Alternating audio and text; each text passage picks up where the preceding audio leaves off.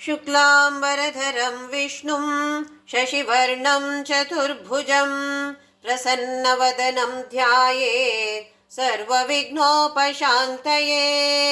गुरुर्ब्रह्मा गुरुर्विष्णु गुरुर्देवो महेश्वरः गुरुः साक्षात् परब्रह्म तस्मै श्रीगुरवे नमः।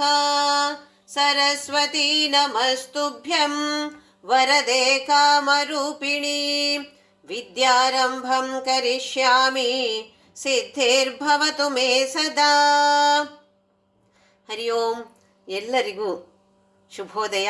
ದಿವ್ಯವಾದ ಭವ್ಯವಾದ ನಿತ್ಯ ನೂತನವಾದ ಸನಾತನವಾದ ನಮ್ಮ ಒಳಗೆ ಇರುವಂತಹ ಈ ಅದ್ಭುತವಾದ ದೇವಾಲಯಕ್ಕೆ ಎಲ್ಲರಿಗೂ ಪ್ರೀತಿಯ ಆತ್ಮೀಯ ಸ್ವಾಗತ. ನನ್ನ ಗುರುವಾಗಿರುವ ಕೇರಳದ ಕಾಂಜಂಗಾಡಿನ ಆನಂದಾಶ್ರಮದ ಪಪ್ಪ ಸ್ವಾಮಿ ರಾಮದಾಸ್ ಮತ್ತು ನನ್ನ ತಾಯಿ ತಂದೆಯರ ಚರಣಾರವಿಂದಗಳಲ್ಲಿ ಅನಂತ ಪ್ರಣಾಮಗಳು. ಭಗವತ್ಪಾದ ಆದಿಶಂಕರಾಚಾರ್ಯರು ರಚಿಸಿರುವಂತಹ ಸೌಂದರ್ಯ ಲಹರಿಯ ಅರ್ಥವನ್ನು ತಿಳಿದುಕೊಳ್ಳುವ ಪ್ರಯತ್ನವನ್ನು ಮಾಡ್ತಾ ಇದ್ದೇವೆ. ಮೊದಲನೇ ಕೆಲವು ಶ್ಲೋಕಗಳಲ್ಲಿ ಭಗವತ್ಪಾದರು ಜಗನ್ಮಾತೆಯ ಪಾದ ಧೂಳಿಯ ಮಹಿಮೆಯನ್ನು ವರ್ಣಿಸಿದ್ದಾರೆ. ಬ್ರಹ್ಮ ವಿಷ್ಣು ಮಹೇಶ್ವರರು ಎಲ್ಲರೂ ಕೂಡ ತಮ್ಮ ತಮ್ಮ ಕರ್ತವ್ಯಗಳನ್ನು ಕೆಲಸಗಳನ್ನು ಹೇಗೆ ಮಾಡ್ತಿದ್ದಾರೆ ಅಂತ ಹೇಳಿದರೆ, ಜಗನ್ಮಾತೆಯ ಪಾದ ಧೂಳಿಯನ್ನು ಶಿರದಲ್ಲಿ ಧರಿಸಿ ಅವಳ ಆಜ್ಞೆಯ ಪ್ರಕಾರ ತಮ್ಮ ಕೆಲಸಗಳನ್ನು ಪೂರೈಸ್ತಾ ಇದ್ದಾರೆ ಅಂತ ಹೇಳಿ ಆದಿಶಂಕರಾಚಾರ್ಯರು ಹೇಗೆ ಜಗನ್ಮಾತೆಯೇ ಶ್ರೇಷ್ಠ ಅಂತ ಹೇಳೋದನ್ನು ನಮಗೆ ತಿಳಿಸಿಕೊಡ್ತಾ ಇದ್ದಾರೆ. ಆಮೇಲೆ ಅವಳ ರೂಪದ ವರ್ಣನೆಯನ್ನು ಕೆಲವು ಶ್ಲೋಕಗಳಲ್ಲಿ ಮಾಡಿದ್ದಾರೆ. ಆಮೇಲೆ 42ನೇ ಶ್ಲೋಕದಿಂದ ಮತ್ತೆ ನೋಡಲಿದ್ದೇವೆ. ಪ್ರತಿಯೊಂದು ಅಂಗದ ವರ್ಣನೆಯನ್ನು ನಾವು ತಿಳಿದುಕೊಳ್ಳಿದ್ದೇವೆ. 11ನೇ ಶ್ಲೋಕದಲ್ಲಿ ಜಗನ್ಮಾತೆ ಮತ್ತು ಜಗತ್ಪಿತ ಪುರುಷ ಮತ್ತು ಪ್ರಕೃತಿಯ ಐಕ್ಯತೆ, ಇದನ್ನು ಒಂದು ಲೀನಿಯರ್ ಡೈಮೆನ್ಷನ್ ಅಥವಾ ರೇಖಾ ಆಯಾಮದಲ್ಲಿ ಇದು ಶ್ರೀಚಕ್ರವಾಗತ್ತೆ. ಈ ಶ್ರೀಚಕ್ರದ ವರ್ಣನೆಯನ್ನು 11ನೇ ಶ್ಲೋಕದಲ್ಲಿ ಆದಿಶಂಕರಾಚಾರ್ಯರು ಮಾಡಿ ನಮಗೆ ಅದರ ವೈಭವವನ್ನು ಕೂಡ ತಿಳಿಸಿಕೊಟ್ಟಿದ್ದಾರೆ. ಇನ್ನು 25 ಮತ್ತು 27ನೇ ಶ್ಲೋಕ ತುಂಬ ಮುಖ್ಯವಾದದ್ದು. ಹೇಗೆ ನಾವು ದೇವತೆಗಳು ಅಂತ ಹೇಳ್ತೀವಿ, ಬ್ರಹ್ಮ ವಿಷ್ಣು ಮಹೇಶ್ವರ ಇಂದ್ರ ಎಲ್ಲರೂ ಕೂಡ ಅವಳು ಪಾದ ಇರಿಸುವಂತಹ ಒಂದು ಸಣ್ಣ ಒಂದು ಸ್ಟೂಲ್ ಅಂತ ಹೇಳ್ತೀವಿ ನೋಡಿ, ಅದರ ಹತ್ರ ಪಕ್ಕದಲ್ಲಿ ಅವರೆಲ್ಲರೂ ಕೂತ್ಕೊಂಡಿರ್ತಾರೆ. ಹಾಗಾಗಿ ಅವಳ ಪಾದಗಳಿಗೆ ನಾವು ಮಾಡುವಂತಹ ಆರಾಧನೆ ಅವರಿಗೆಲ್ಲರಿಗೂ ಸೇರತ್ತೆ. ಅವರೆಲ್ಲರಿಗೂ ಕೂಡ ಪ್ರತ್ಯೇಕವಾಗಿ ನಾವು ಪೂಜೆಯನ್ನು ಮಾಡಬೇಕಾದ ಅವಶ್ಯಕತೆ ಇಲ್ಲ. ಜಗನ್ಮಾತೆಯನ್ನು ಆರಾಧಿಸಿದರೆ ಇವರೆಲ್ಲರನ್ನೂ ಪೂಜಿಸಿದಂತೆಯೇ ಅಂತ ಹೇಳಿದರೆ, ಜಗನ್ಮಾತೆಯ ಆರಾಧನೆ ಎಷ್ಟು ಶ್ರೇಷ್ಠ ಅಂತ ಹೇಳೋದನ್ನು ನಮಗೆ 25ನೇ ಶ್ಲೋಕದಲ್ಲಿ ಆದಿಶಂಕರಾಚಾರ್ಯರು ತಿಳಿಸಿಕೊಟ್ಟಿದ್ದಾರೆ. 27ನೇ ಶ್ಲೋಕದಲ್ಲಿ ಶಿವಮಾನಸ ಪೂಜೆಯಲ್ಲಿ ಬರುವಂತಹ 4ನೇ ಶ್ಲೋಕ, ಅದರ ಅರ್ಥವೇ ಈ 27ನೇ ಶ್ಲೋಕದಲ್ಲಿಯೂ ಕೂಡ. ನಾವು ಮಾಡುವಂತಹ ಪ್ರತಿಯೊಂದು ಕಾರ್ಯವೂ ಕೂಡ ಶಿವನಿಗೆ ಅಥವಾ ಈ ಸೌಂದರ್ಯ ಲಹರಿಯಲ್ಲಿ ಜಗನ್ಮಾತೆಗೆ ಸಮರ್ಪಣೆ ಮಾಡುವಂಥದ್ದು. ಜಪೋ ಜಲ್ಪ ಶಿಲ್ಪಂ ಸಕಲಮಪಿ ಮುದ್ರಾ ವಿರಚನ ಅಂತ ಹೇಳಿ ಮಾಡುವಂತಹ ಎಲ್ಲ ಕಾರ್ಯವೂ ಕೂಡ ಕೊನೆಯದಾಗಿ ಅವಳಿಗೆ ಸಮರ್ಪಣೆಯನ್ನು ಮಾಡಬೇಕಾಗಿರುವಂಥದ್ದು. ಇದುವೇ ನಾವು ಮಾಡಬೇಕಾದಂತಹ ಆರಾಧನೆ. ಏನೋ ಪ್ರತಿದಿನ ಸ್ನಾನ ಆದ ಮೇಲೆ ದೇವರ ಕೋಣೆಗೆ ಹೋಗಿ ಒಂದು 10 ನಿಮಿಷವೋ ಅರ್ಧ ಗಂಟೆಯೋ 1 ಗಂಟೆಯೋ ನಮಗೆ ತಿಳಿದ ರೀತಿಯಲ್ಲಿ ನಮಗೆ ಬೇಕಾದ ನಮಗೆ ಸಂತೋಷವನ್ನು ಕೊಡುವಂತಹ ರೀತಿಯಲ್ಲಿ ಪೂಜೆಯನ್ನು ಮಾಡುವುದು ಖಂಡಿತವಾಗಿ ಉತ್ತಮವೇ.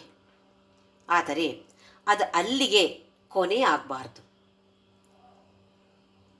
ದಿನದ 24 ಗಂಟೆಯೂ ಕೂಡ ನಾವು ಸಾಧಕರೇ.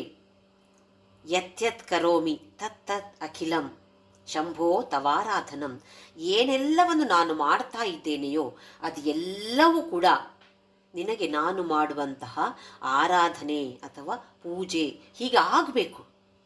ಯಾವ ಕೆಲಸವನ್ನು ಮಾಡಿದರೂ ಕೂಡ ಅದು ಆ ಭಗವಂತನ ಆರಾಧನೆ ಅಂತೇಳುವ ಭಾವನೆಯಿಂದ ಮಾಡಬೇಕಾಗಿದೆ.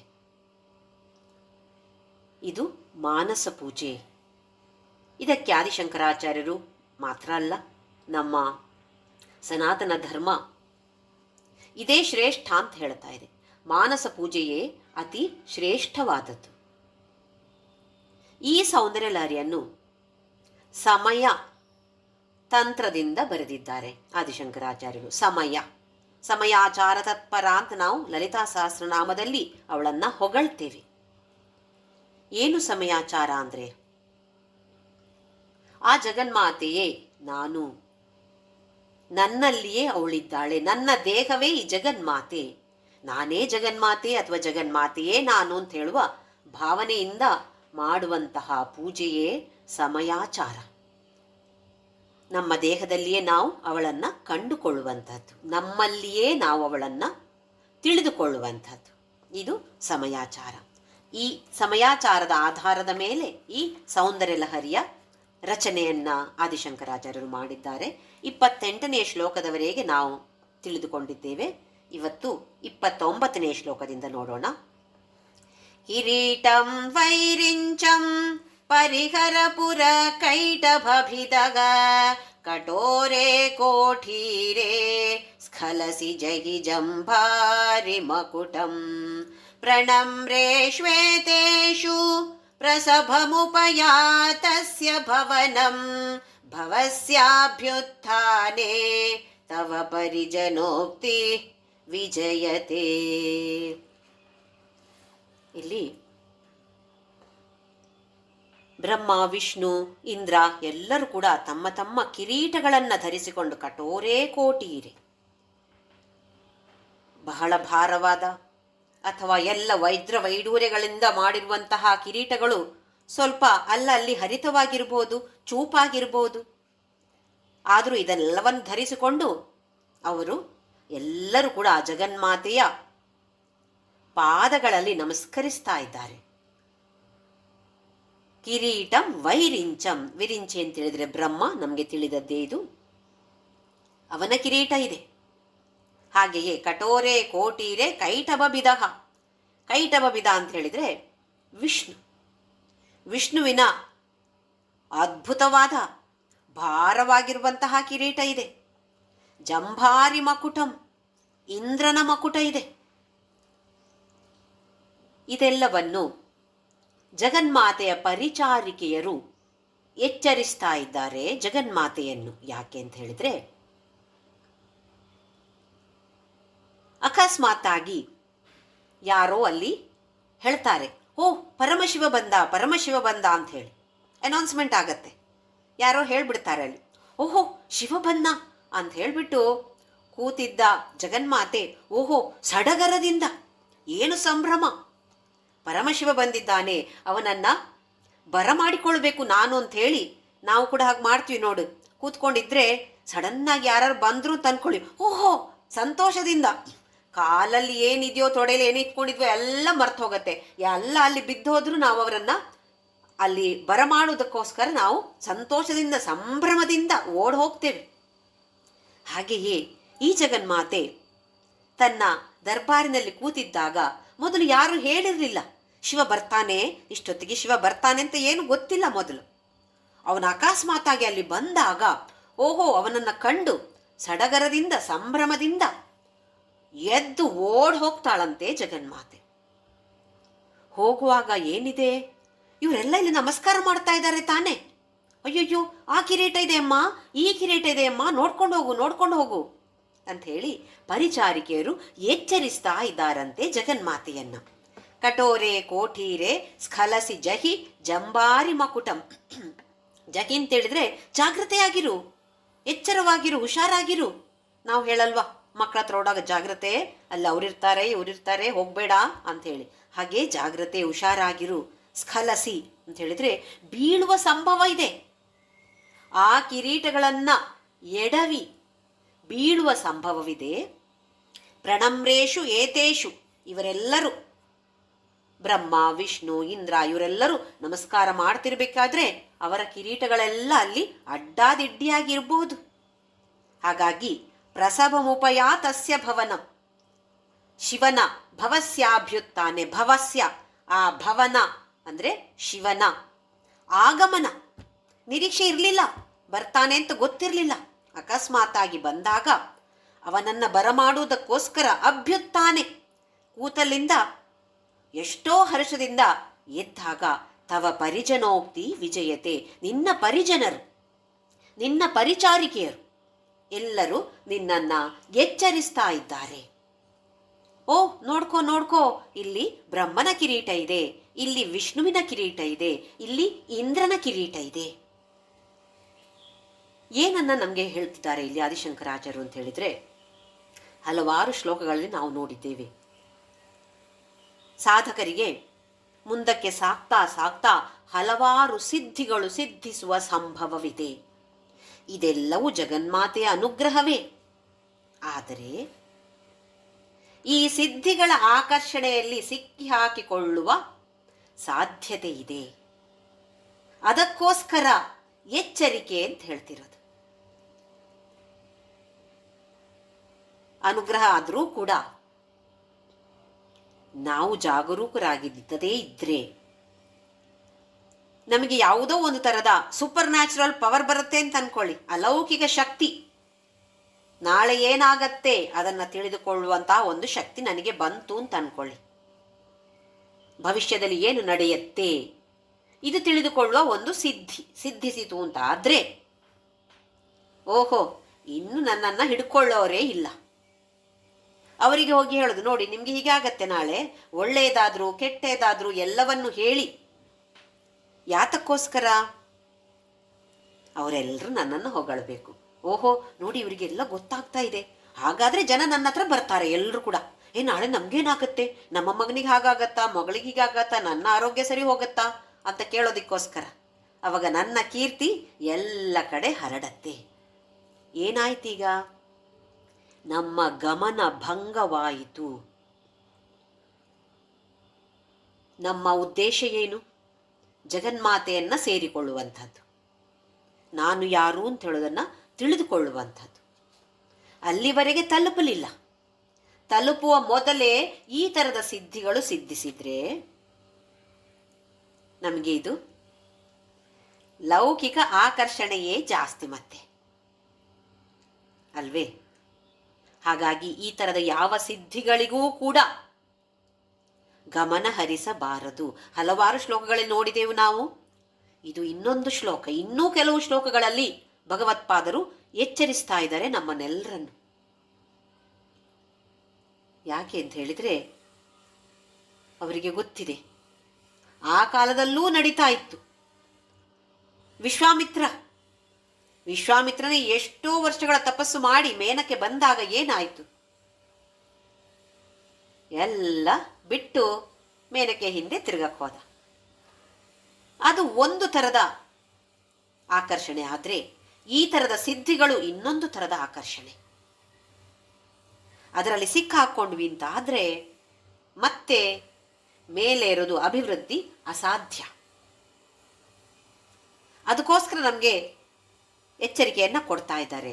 ಇಲ್ಲಿ ತವ ಪರಿಜನೋಕ್ತಿ, ಪರಿಜನರು ಅಂತ ಹೇಳಿದ್ರೆ ಯಾರು ಅಂದರೆ ನಮ್ಮಲ್ಲಿ ಕೂಡ ಇದ್ದಾರೆ ಪರಿಜನರು. ನಮ್ಮ ದೇಹದಲ್ಲಿ, ಭೌತಿಕ ದೇಹದಲ್ಲಿ ಚಕ್ರಗಳಿವೆ. ಇದನ್ನು ಕೂಡ ನಾವು ತಿಳಿದುಕೊಂಡಿದ್ದೇವೆ. ಮತ್ತೆ ಇನ್ನು ಕೆಲವು ಶ್ಲೋಕಗಳ ನಂತರ ಮತ್ತೆ ಈ ಚಕ್ರಗಳ ಬಗ್ಗೆ ಬರುತ್ತೆ. ಪ್ರತಿಯೊಂದು ಚಕ್ರಕ್ಕೂ ಒಬ್ಬೊಬ್ಬ ಯೋಗಿನಿ ದೇವತೆ ಇದ್ದಾರೆ. ಇದನ್ನು ಕೂಡ ಲಲಿತಾ ಸಹಸ್ರನಾಮದಲ್ಲಿ ತಿಳಿದುಕೊಂಡಿದ್ದೇವೆ. ಹಾಕಿನಿ ರೂಪಧಾರಿಣಿ, ಕಾಕಿನಿ ರೂಪಧಾರಿಣಿ ಅಂಥೇಳಿ ಹಲವಾರು.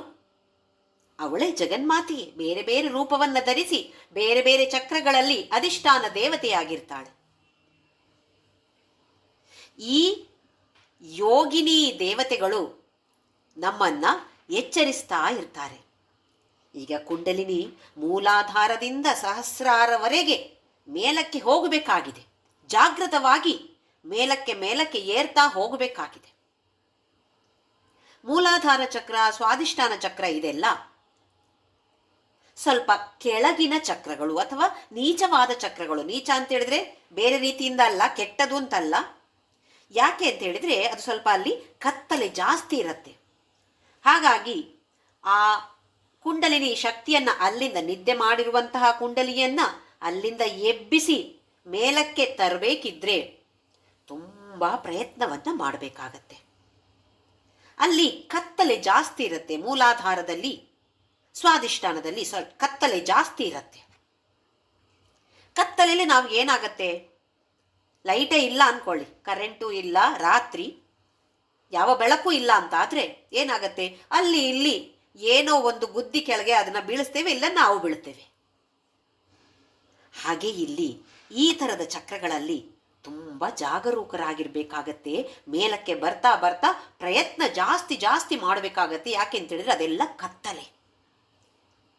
ಮೇಲಕ್ಕೆ ಹೋಗ್ತಾ ಇದ್ದಾಗೆ ಈ ಯೋಗಿನಿ ದೇವತೆಗಳು ಒಬ್ಬೊಬ್ಬರನ್ನ, ಕೆಳಗಡೆಯವರನ್ನ ಬಿಟ್ಟು ಬಿಟ್ಟು, ಅಂದ್ರೆ ಆಯ್ತು ನಮ್ಮ ಕೆಲಸ ಅವರ ಜೊತೆ ಆಯ್ತು, ಇನ್ನು ಮುಂದಿನ ಯೋಗಿನಿ ದೇವತೆಯ ಜೊತೆ ಕೆಲಸ. ಹೀಗೆ ನಾವು ಮೇಲಕ್ಕೆ ಮೇಲಕ್ಕೆ ಹೋಗ್ತಾ ಇರಬೇಕಾಗತ್ತೆ. ನಮ್ಮ ಪ್ರಯತ್ನವನ್ನ ನಾವು ಮಾಡದೇ ಇದ್ರೆ ನಮ್ಮ ಗಮನ ಭಂಗವಾಗಬಹುದು. ಪರಮಹಂಸ ಯೋಗಾನಂದರು ಆಟೋಬಯೋಗ್ರಫಿ ಆಫ್ ಎ ಯೋಗಿ ಅಂತೇಳಿ ಹಲವಾರು ಜನ ಓದಿರ್ಬೋದು. ತುಂಬ ಒಂದು ಪ್ರಸಿದ್ಧಿಯನ್ನು ಪಡೆದಂತಹ ಒಂದು ಪುಸ್ತಕ. ಅದರಲ್ಲಿ ಅವರು ಈ ಥರದ ಸಿದ್ಧಿಗಳ ಬಗ್ಗೆ ಹಲವಾರು ಬಾರಿ ಹೇಳುತ್ತಾರೆ. ಯಾರೋ ಒಬ್ಬರು ಬೇರೆ ಬೇರೆ ಥರದ ಸುವಾಸನೆಗಳನ್ನು ಉಂಟಿಸುವಂತಹ ಒಂದು ಸಿದ್ಧಿಯನ್ನು ಪಡೆದಿದ್ರಂತೆ. ಇದು ಒಂದು ಸಿದ್ಧಿ. ಇದರಲ್ಲಿ ಏನಿದೆ ಅಂತ ಹೇಳಿದ್ರೆ ಅದು ಒಂದು ನಮಗೆ, ಓಹೋ ನನಗೆ ಹೀಗೆ ಮಾಡ್ಲಿಕ್ಕೆ ಆಗ್ತದೆ, ಏನು ಬೇಡ, ನಮಗೆ ಒಂದು ಶ್ಲೋಕ ಬೈ ಹಾರ್ಟ್ ಬಂತು ಅಂತೇಳಿ ಆದರೆ ಎಷ್ಟು ನಮಗೆ ಒಂದು ಅಹಂ ಬಂದ್ಬಿಡುತ್ತೆ. ಅಪ್ಪ ಅವರಿಗೆ ಬರೋದಿಲ್ಲ, ನನಗೆ ಬರುತ್ತೆ ಅಲ್ವೇ.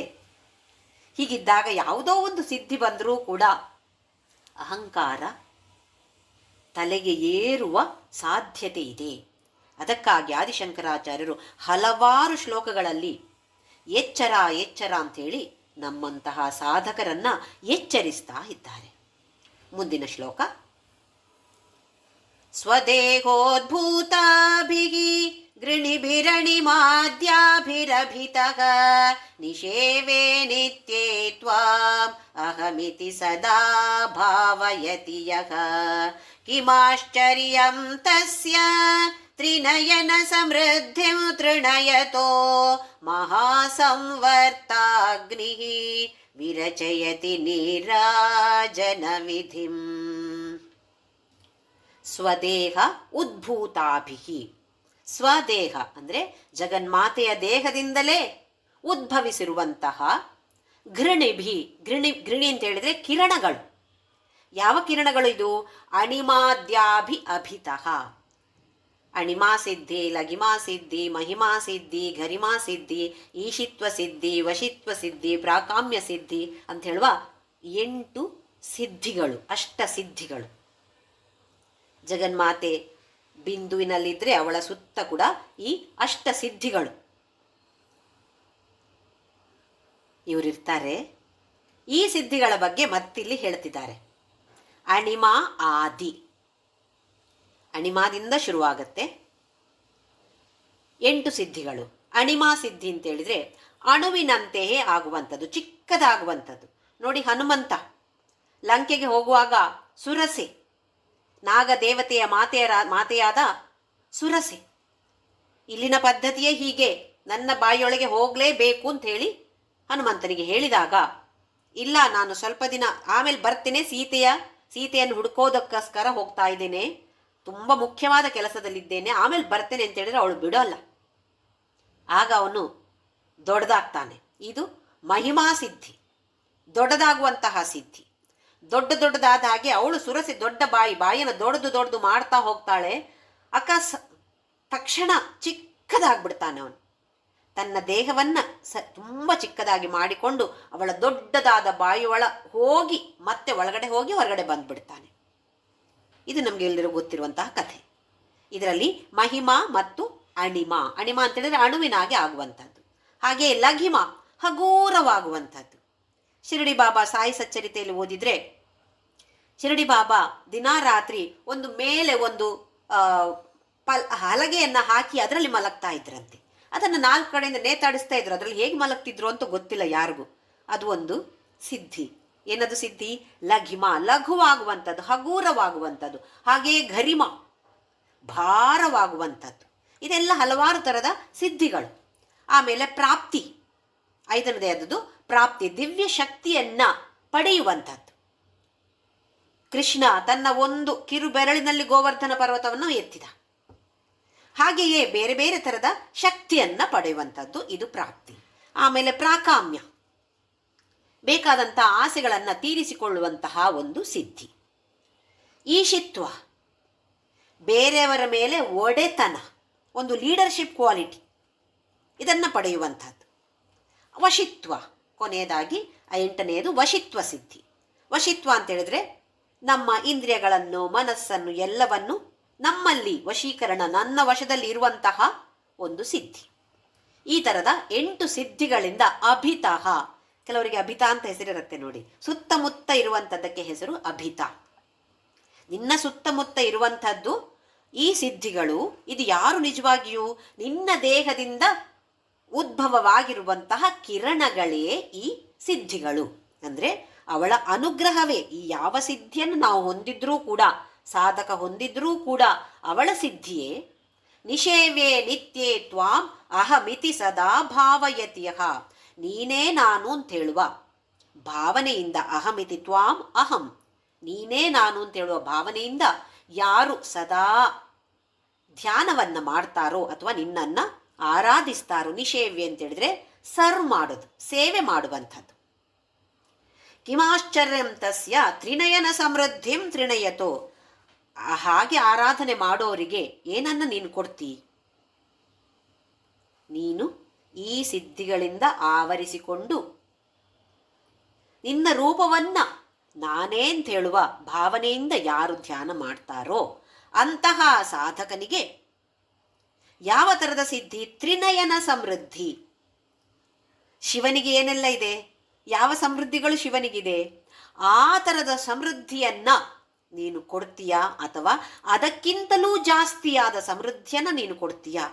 ಯಾಕೆಂತೇಳಿದ್ರೆ ಇಲ್ಲಿ ಹೇಳ್ತಿದ್ದಾರೆ, ತ್ರಿನಯನ ಸಮೃದ್ಧಿ ಕೂಡ ತೃಣಯತು. ಆ ಶಿವನ ಸಮೃದ್ಧಿಗಳು ಕೂಡ ಒಂದು ತೃಣದ ಸಮಾನ ಆಯ್ತಂತೆ. ಯಾಕೆಂದರೆ ಅದಕ್ಕಿಂತಲೂ ಅದಕ್ಕೆ ಮೀರಿದ ಸಮೃದ್ಧಿಯನ್ನು ಅವಳು ಕರುಣಿಸ್ತಾಳೆ. ಇಲ್ಲಿ ತ್ರಿನಯನ ಅಂತ ಹೇಳಿದ್ರೆ ಶಿವ ಅಂತ ಅಂದ್ಕೊಳ್ಬೋದು, ಅಥವಾ ಇಡ, ಪಿಂಗಳ, ಸುಷುಮ್ನ, ಈ ನಾಡಿಗಳಿಗೆ ಮುಖ್ಯವಾದ ನಾಡಿಗಳು. ಹಲವಾರು ನಾಡಿಗಳಿವೆ. ಮುಖ್ಯವಾದ ಈ 3 ನಾಡಿಗಳಿಗೆ ಅತೀತವಾದಂಥದ್ದು. ಅಥವಾ ಹಾಗೆಯೇ ಸೂರ್ಯ, ಚಂದ್ರ, ಅಗ್ನಿ, ಇವರಿಗೂ ಅತೀತವಾದಂತಹ ಸಮೃದ್ಧಿಯನ್ನು ಅವಳು ಕೊಡ್ತಾಳೆ. ಮಹಾ, ಹೇಗೆ ಅಂತ ಹೇಳಿದ್ರೆ ಮಹಾಸಂವರ್ತಾಗ್ನಿ ವಿರಚಯತಿ ನೀರಾಜನ ವಿಧಿ. ಮಹಾಸಂವರ್ತ ಅಗ್ನಿ, ಮಹಾಪ್ರಳಯದ ಕಾಲದಲ್ಲಿ ಬರುವಂತಹ ಆ ಬೆಂಕಿಯ ಜ್ವಾಲೆ, ಆ ಜ್ವಾಲೆಯನ್ನು ಕಂಡು ಈ ಸಾಧಕ ಸಂತೋಷವನ್ನು ಪಡ್ತಿದ್ದಾನೆ. ಭಯ ಪಡಬೇಕು ತಾನೆ ನಿಜವಾಗಿ? ಆದರೂ ಇಲ್ಲ, ಸಂತೋಷವನ್ನು ಪಡ್ತಿದ್ದಾನೆ ಅವನು. ಯಾಕೆ ಅಂತ ಹೇಳಿದರೆ ಅದು ಅಂತಹ ಸಾಧಕನಿಗೆ ಅದು ನೀರಾಜನ ವಿಧಿ, ಜಗನ್ಮಾತೆಗೆ ಮಾಡುವಂತಹ ನೀರಾಜನ ಆರತಿಯ ಹಾಗೆ ಕಾಣಿಸ್ತಾ ಇರತ್ತೆ ಅಂತೆ. ಇಲ್ದಿದ್ರೆ ನಿಜವಾಗ್ಲಾದರೂ ಭಯ ಪಡಬೇಕಾಗಿತ್ತು, ಅಯ್ಯೋ ಪ್ರಳಯ ಆಗ್ತಾ ಇದೆ ಅಂತ ಹೇಳಿ. ಆದರೆ ಇಂತಹ ಸಾಧಕನಿಗೆ ಭಯವೆಲ್ಲಿದೆ? ಶಿವನಿಗೂ ಅತೀತವಾದಂತಹ ಸಮೃದ್ಧಿಯನ್ನ ಜಗನ್ಮಾತೆ ಕರುಣಿಸ್ತಾಳೆ, ಎಲ್ಲ ಸಿದ್ಧಿಗಳನ್ನೂ ಕರುಣಿಸ್ತಾಳೆ. ಆದರೆ ಆ ಸಾಧಕನಿಗೆ ಆ ಸಿದ್ಧಿಗಳೆಲ್ಲವೂ ಕೂಡ ತೃಣ ಸಮಾನವಾಗುತ್ತೆ. ಅದೂ ಅಲ್ಲದೆ ಮಹಾಪ್ರಳಯದ ಸಮಯದಲ್ಲಿ ಆಗುವಂತಹ, ಕಾಣಸಿಗುವಂತಹ ಬೆಂಕಿಯ ಜ್ವಾಲೆಗಳು ಕೂಡ ಜಗನ್ಮಾತೆಗೆ ಮಾಡುವಂತಹ ನೀರಾಜನದ ಹಾಗೆ ಕಾಣಿಸ್ತಾ ಇದೆ. ತುಂಬ ಸಂತೋಷದಿಂದ ಅದನ್ನು ನೋಡ್ತಿದ್ದಾನೆ ಸಾಧಕ. ನಾವು ಆ ಸ್ಥಿತಿಗೆ ಏರುವಂಥವರಾಗಬೇಕು. ಮುಂದಿನ ಶ್ಲೋಕ. ಚತುಷ್ಷಷ್ಟ್ಯಾ ತಂತ್ರೈಃ ಸಕಲಮತಿ ಸಂಧಾಯ ಭುವನಂ ಸ್ಥಿತಸ್ತತ್ತತ್ ಸಿದ್ಧಿ ಪ್ರಸವ ಪರತಂತ್ರೈಃ ಪಶುಪತಿಃ ಪುನಸ್ತ್ವಂ ನಿರ್ಬಂಧಾತ್ ಅಖಿಲ ಪುರುಷಾರ್ಥೈಕ ಘಟನಾ ಸ್ವತಂತ್ರಂ ತೇ ತಂತ್ರಂ ಕ್ಷಿತಿತಲಮವಾತೀತರದಿದಂ.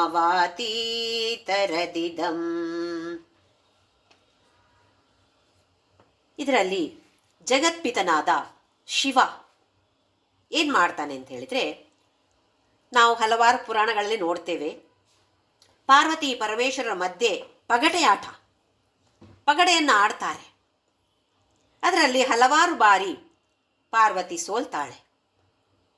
ಸೋತಾಗ ಏನನ್ನ ಕೇಳ್ತಾಳೆ ಅಥವಾ ಗೆದ್ದಾಗ ಏನನ್ನ ಕೇಳ್ತಾಳೆ? ಯಾರೋ ಒಬ್ರು ಗೆಲ್ಲಬೇಕು, ಒಬ್ರು ಸೋಲ್ಬೇಕು ಸ್ಪರ್ಧೆಯಲ್ಲಿ. ನಾವಾದರೆ ನನಗೆ ಅದು ಕೊಡು, ನನಗೆ ಇದು ಕೊಡು ಅಂತ ಕೇಳ್ತೀವಿ. ಪಾರ್ವತಿಯು ಕೇಳಿದ್ಲು ಏನನ್ನು ಅಂತ ಹೇಳಿದರೆ, ಅವರಿಬ್ಬರ ಮಧ್ಯೆ ನಡೆಯುವಂತಹ ಸಂಭಾಷಣೆಯಲ್ಲಿ ಹಲವಾರು ವಿಚಾರಗಳ ಬಗ್ಗೆ ಅವಳು ಕೇಳ್ತಾಳೆ. ಕೆಲವು ಸ್ತೋತ್ರಗಳನ್ನೇ ಕೇಳ್ತಾಳೆ. ಶಿವ ಅದನ್ನು ವಿವರವಾಗಿ ಅದರ ಬಗ್ಗೆ ತಿಳಿ ಹೇಳ್ತಾನೆ. ಹಾಗೆ ಹೇಳಿದಂತಹ ಈ ತಂತ್ರಗಳು 64 ಇವೆ. ಚತುಷ್ಷಷ್ಟ್ಯಾ ತಂತ್ರೈಃ 64 ಆ ಥರದ ತಂತ್ರಗಳು.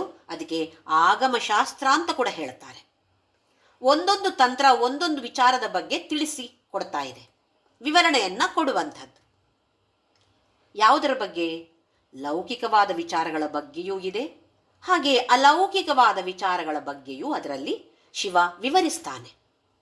ಇದು ಆಗಮಶಾಸ್ತ್ರ. ಸಕಲಂ ಅತಿಸಂಧಾಯ ಭುವನಂ ಸ್ಥಿತಸ್ತತ್ತ ಸಿದ್ಧಿ ಪ್ರಸವ ಪರತಂತ್ರೈಃ ಪಶುಪತಿ. ಈ 64 ವಿದ್ಯೆಗಳನ್ನು ಕಲಿಸಿಕೊಟ್ಟವನು ಜಗತ್ಪಿತನಾದ ಪರಮಶಿವ. ಆದರೆ ಈ ಜಗನ್ಮಾತೆಯ ವಿಚಾರವನ್ನು ಹೇಳಿಕೊಡುವಂತಹ ತಂತ್ರ ಇದೆ. ಅದು 65ನೇ ತಂತ್ರ. ಇದು ಯಾವುದರ ಮೇಲೆಯೂ ಡಿಪೆಂಡ್ ಆಗಿಲ್ಲ. ಸ್ವತಂತ್ರಂ ತೇ ತಂತ್ರ, ನಿನ್ನ ತಂತ್ರ, ನಿನ್ನ ಬಗ್ಗೆ ವಿವರಿಸುವಂತಹ ತಂತ್ರ ಹೇಗಿದೆ ಅಂತ ಹೇಳಿದರೆ ಯಾವುದನ್ನು ಅವಲಂಬಿಸಿಕೊಂಡಿಲ್ಲ. 64 ತಂತ್ರಗಳು ಒಂದೊಂದು ತಂತ್ರ ಒಂದೊಂದು ವಿಚಾರದ ಬಗ್ಗೆ ಹೇಳುವಂಥದ್ದು. ಈ ನಿನ್ನ ತಂತ್ರ ಇದೆ ನೋಡು, ಇದು ಹೇಗೆ ಅಂತ ಹೇಳಿದರೆ ಎಲ್ಲವನ್ನು ಅಖಿಲ ಪುರುಷಾರ್ಥೈಕ ಘಟನಾ, ಧರ್ಮ ಅರ್ಥ ಕಾಮ ಮೋಕ್ಷ ಎಲ್ಲವನ್ನೂ ಪ್ರಸಾದಿಸುವಂತಹ ತಂತ್ರ ಇದು. 64 ವಿದ್ಯೆ ತಂತ್ರಗಳಲ್ಲಿ ಒಂದೊಂದು ತಂತ್ರ ಒಂದೊಂದು ಬಗ್ಗೆ ಒಂದೊಂದು ವಿಚಾರದ ಬಗ್ಗೆ ತಿಳಿಸಿಕೊಡುವಂಥದ್ದು. ಈ ನಿನ್ನ ತಂತ್ರ ಎಲ್ಲವನ್ನೂ ಕೊಡುವಂಥದ್ದು. 65ನೆಯ ತಂತ್ರವಾದ ನಿನ್ನ ತಂತ್ರ ಸ್ವತಂತ್ರವಾಗಿರುವಂಥದ್ದು. ಶಿತಿತಲ ಮವಾತೀತರದಿತ, ಈ ಭೂಮಿಯಲ್ಲಿ ಇದನ್ನು ಅವನು ತಿಳಿಸಿಕೊಟ್ಟಿದ್ದಾನೆ. ಯಾವುದದು? ಆ ತಂತ್ರ ಯಾವುದು ಅಂತ ಹೇಳಿದರೆ ಪಂಚದಶಾಕ್ಷರಿ ಮಂತ್ರ ಅಥವಾ 16 ಅಕ್ಷರಗಳ ಷೋಡಶಾಕ್ಷರಿ ಮಂತ್ರ. ಜಗನ್ಮಾತೆಯ ಪಂಚದಶಿ ಮಂತ್ರ, ಪಂಚದಶಾಕ್ಷರಿ ಮಂತ್ರ ಅಥವಾ 15 ಅಕ್ಷರಗಳನ್ನಿರುವಂಥದ್ದು, ಹಾಗೆಯೇ 16 ಅಕ್ಷರಗಳಿರುವಂಥದ್ದು ಷೋಡಶಾಕ್ಷರಿ ಮಂತ್ರ. ಈ 64 ತಂತ್ರಗಳು ಏನನ್ನ ಕೊಡ್ತಾ ಇದೆಯೋ ಅದು ಎಲ್ಲವನ್ನು ಕೂಡ ಈ ಒಂದೇ ಒಂದು ತಂತ್ರ ತಿಳಿಸಿಕೊಡ್ತಾ ಇದೆ. ನಿನ್ನ ನಿರ್ಬಂಧನೆಯಿಂದ ಪರಮಶಿವ ಈ 65ನೆಯ ತಂತ್ರವನ್ನು ಲೋಕಕ್ಕೆ ತಿಳಿಸಿಕೊಟ್ಟಿದ್ದಾನೆ. ಪುನಸ್ತ್ವನ್ ನಿರ್ಬಂಧ, ನಿನ್ನ ನಿರ್ಬಂಧದಿಂದ ನೀನು ಹೇಳಿದೆ ಅವನಿಗೆ ಇದನ್ನು ತಿಳಿಸಿಕೊಡು ಅಂತ ಹೇಳಿದಾಗ ಆ ಪರಮಶಿವ ಈ ಪುರುಷಾರ್ಥಕ್ಕೆ ಬೇಕಾಗಿರುವಂತಹ ತಂತ್ರವನ್ನು ಲೋಕಕ್ಕೆ ತಿಳಿಸಿಕೊಟ್ಟಿದ್ದಾನೆ. ಕ್ಷಿತಿತಲಂ ಅವಾತೀತರದಿದಂ. ಮುಂದಿನ ಶ್ಲೋಕ ಈ ಪಂಚದಶಿ ಅಕ್ಷರಗಳ ಬಗ್ಗೆ ಬೀಜಾಕ್ಷರಗಳ ಬಗ್ಗೆ ಇರುವಂತಹ ಶ್ಲೋಕ. ಶಿವಶಕ್ತಿ ಕಾಮ ಕ್ಷಿತಿರಥರವಿ ಶೀತಕಿರಣಃ ಸ್ಮರೋಹಂಸ ಶಕ್ರಃ ತದನುಜ ಪರಾಮಾರಹರಯಃ ಅಮಿಹೃಲ್ಲೇಖಾಭಿಃ ತಿಸ್ರಭಿರವಸಾನೇಷು ಘಟಿತಾಃ ಭಜಂತೆ ವರ್ಣಾಸ್ತೆ ತವ ಜನನಿ ನಾಮಾವಯವತಾಂ. ಶಿವ, ಶಕ್ತಿ, ಕಾಮ, ಕ್ಷಿತಿರಥ ಈ ಪಂಚದಶಾಕ್ಷರ ಮಂತ್ರ. ಇದರಲ್ಲಿ 3 ಸೆಕ್ಷನ್ಗಳಿವೆ, 3 ಭಾಗಗಳಿವೆ. ಮೊದಲನೆಯ ಭಾಗ ಕ, ಎ, ಇ, ಲ ಅಂತ ಹೇಳುವ ಬೀಜಾಕ್ಷರಗಳಿವೆ.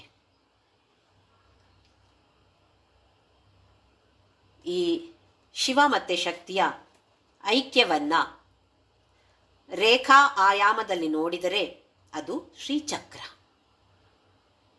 Linear dimension.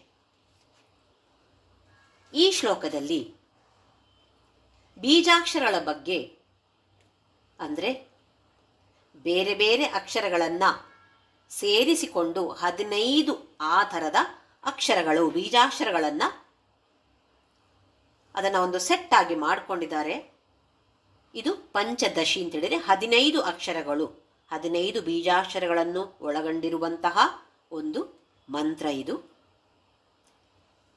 ಸುಮ್ಮನೆ ಎಲ್ಲರೂ ಹೇಳೋ ಹಾಗಿಲ್ಲ. ಗುರುವಿನ ಮೂಲಕ ಇದನ್ನು ಮಂತ್ರ ದೀಕ್ಷೆಯಾಗಿ ಪಡೆದುಕೊಳ್ಳಬೇಕಾಗತ್ತೆ. ಆ ಅಕ್ಷರಗಳು ಯಾವುವು ಅಂತ ಹೇಳಿದರೆ ಕ, ಎ, ಇ, ಲ ಅಂತೇಳುವ 4 ಅಕ್ಷರಗಳು. ಶಿವ, ಶಕ್ತಿ, ಕಾಮ, ಕ್ಷಿತಿರಥ.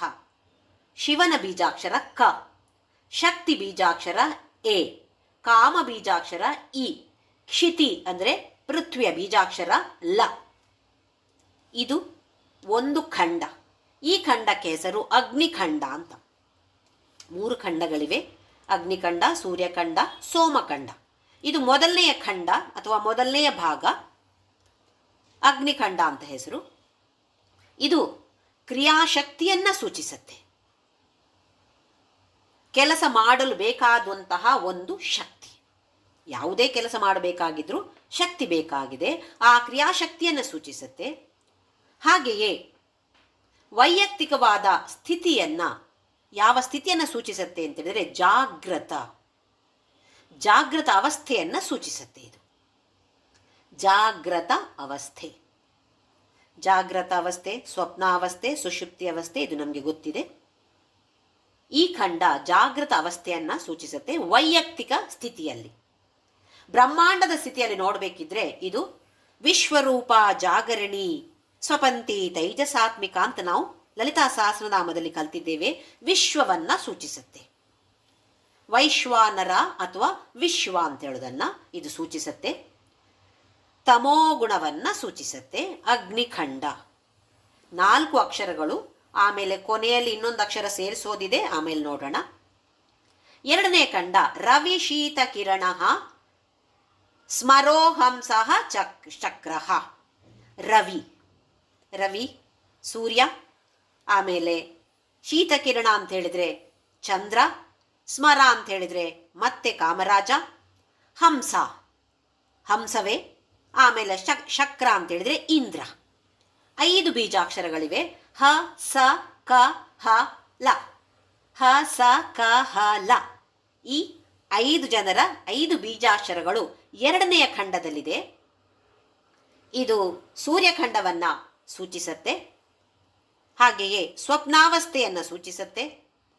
ಸ್ವಪಂತಿ ತೈಜಸಾತ್ಮಿಕ, ಬ್ರಹ್ಮಾಂಡದ ದೃಷ್ಟಿಯಿಂದ ನೋಡಿದರೆ ತೇಜಸ್ ಅಂತ ಹೇಳುವ ಸ್ಥಿತಿಯನ್ನು ಸೂಚಿಸುತ್ತಾ ಇದೆ. ರಜೋಗುಣವನ್ನು ಸೂಚಿಸುತ್ತೆ. ನಾವು ತುಂಬ ಆಳವಾಗಿ ಇದನ್ನು ನೋಡ್ತಾ ಇಲ್ಲ, ಮೇಲಿಂದ ಮೇಲೆ ನಾವು ಅರ್ಥವನ್ನು ತಿಳಿದುಕೊಳ್ಳುವಂಥದ್ದಷ್ಟೇ. ಆಮೇಲೆ ತದನುಚ ಪರಾಮಾರಹರಯ. ಪರ, ಮಾರ, ಹರ.